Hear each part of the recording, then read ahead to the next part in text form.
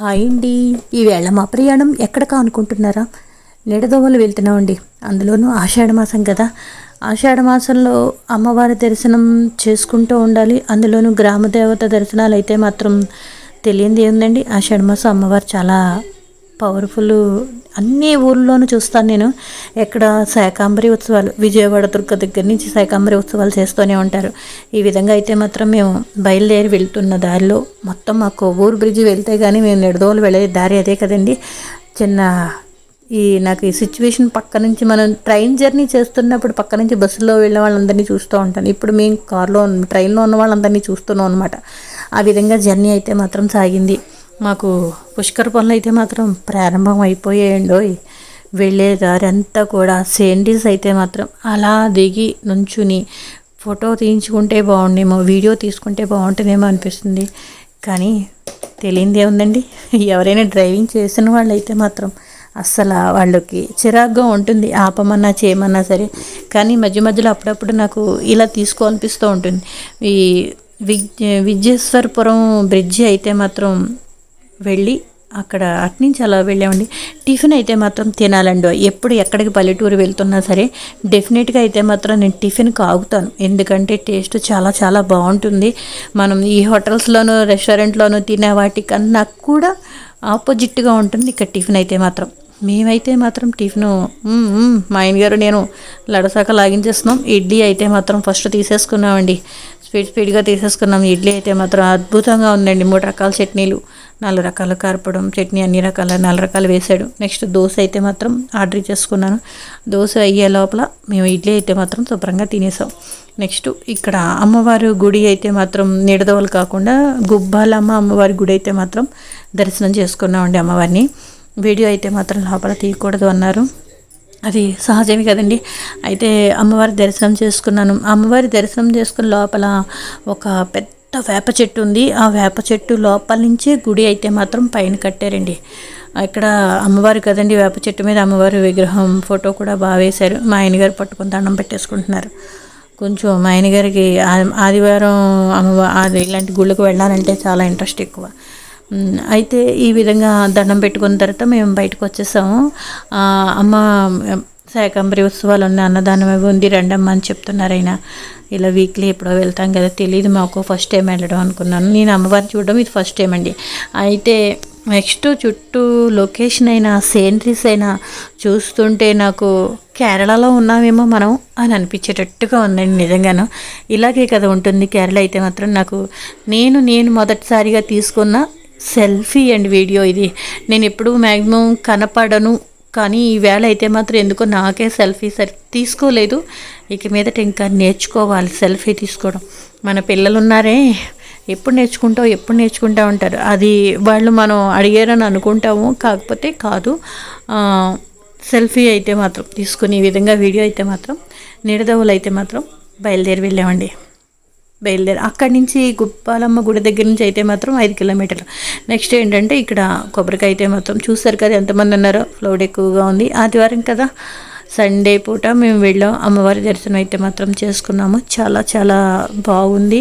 Plus ఏంటంటే మేము వెళ్ళటం కూడా 3వ సారి 4వ సారేనండి ఈ గుడికి వెళ్ళటం.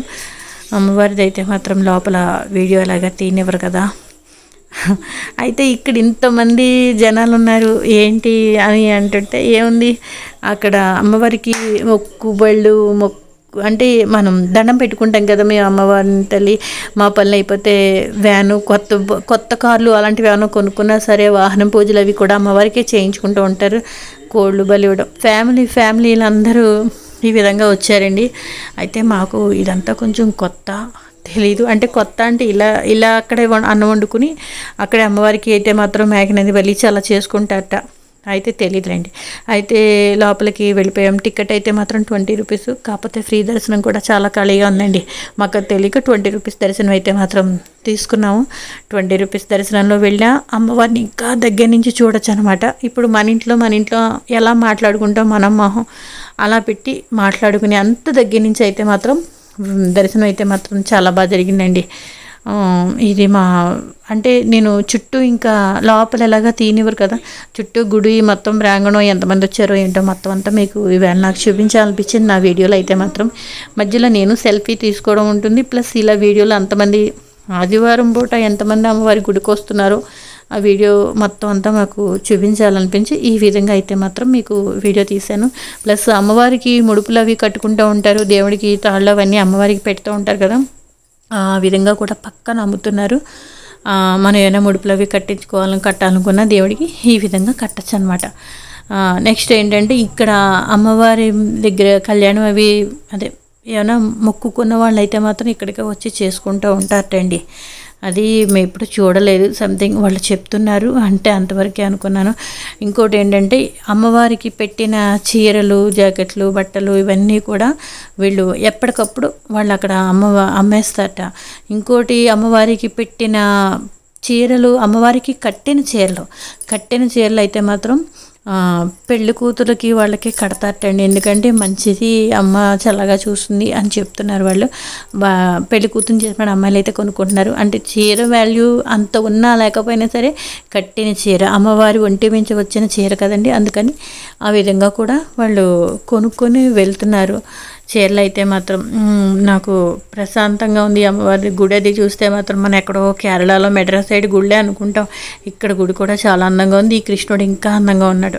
ఇక్కడ మేము పులిహోర తెలుసు కదండి, దేవుడి పులిహోర టేస్ట్ ఎంత అద్భుతంగా ఉంటుంది అంటే చాలా చాలా టేస్ట్గా ఉంటుందండి. మనం వర్ణించలేము, చెప్పలేము, మన ఇంట్లో కూడా చేసుకోలేము. ఆ టేస్ట్ అయితే మాత్రం అస్సలు రాదు. దేవస్థానంది ఎంతైనా కూడాను. ఇక్కడ అమ్మవారికి పెట్టిన గాజులు ప్లస్ పువ్వులు అయితే మాత్రం ఇలా ఇస్తున్నారు. తీసుకుని అయితే మాత్రం మేము ఇంకెక్కడికి వేస్తాం, నెక్స్ట్ స్టెప్ ఎక్కడికి అనుకుంటున్నారు. ఆడవాళ్ళకు ఉన్న పిచ్చే ఉంది కదండి, చీరలు అయితే మాత్రం తీసుకున్నాము. అందరూ చీరలు అయితే మాత్రం అమ్మవారికి కొంతమంది కొనుక్కోకూడదేమో, కట్టుకోకూడదేమో అని అనుకుంటారు. అలాంటి అపోహలు అయితే మాత్రం ఏమీ పెట్టుకోకూడదండి. ఎందుకు కట్టుకోకూడదంటే నేను ఒక వీడియో కూడా పెట్టాను. మనం ఈ భార్యాభర్తలు కలుసుకున్నప్పుడు మాత్రమే అలాంటి చీరలు కట్టుకోకూడదు అంటారు. ప్లస్ ఏంటంటే మనకి చాలా మంచిది అమ్మవారి చీరలు అయితే మాత్రం కట్టుకుంటాను. పూజలకి, పేరెంటాలకి, వీటన్నిటికీ మనం ఎలాగో ఇప్పుడు మంచి చీరలే కట్టుకుంటాం. అందుకని ఆ కట్టుకునేది అమ్మవారి చీరలు అయితే మాత్రం ఇంకా మంచిది కదా. ఈ విధంగా అయితే మాత్రం మా అమ్మాయి వాళ్ళ అత్తయ్య గారి కోటి, నా కోటి అయితే మాత్రం 2 చీరలు తీసుకుందండి. ప్రస్తుతానికి నేను ముందర వెళ్ళినప్పుడు చీరలు అయితే మాత్రం చాలా చాలా బాగున్నాయి. ఇంకో విషయం, ఇక్కడ చుట్టూ ఇంతమంది చూస్తున్నారు ఏంటా అనుకుంటారా, అక్కడికి వండుకొందికి వచ్చి ఉన్నవాళ్ళు ఈ టెంట్లో వేస్తున్నవన్నీ కూడా అందరూ అక్కడికి వచ్చి అమ్మవారికి దండబెట్టినవి. ఈ రూమ్లన్నీ కూడా ఫిలప్ అయిపోయిన తర్వాత బయట ఇలాగ డేరాలు వేసుకుని సైడ్ చిన్న చిన్న రూమ్లా చేసుకుని కూడా అక్కడే వండుకొని తింటున్నారండి. వాళ్ళంతా అక్కడికి వచ్చి చీరలు కూడా కొనుక్కుంటున్నారు. ఆ చీరలు కొనుక్కునేటప్పుడు కూడా నాకు ఆశ్చర్యకరమైన విషయం ఏంటంటే అండి, షాపులో బేరం ఆడుతున్నారండి.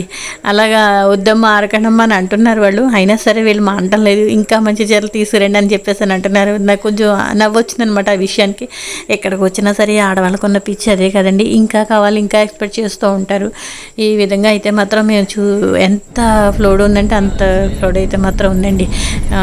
ఇది మేము రిటర్న్ అయిపోయాం ఇంకా తిరిగి. ఇది మా ప్రయాణం, ఆదివారం ఆషాఢమాసం ప్రయాణం.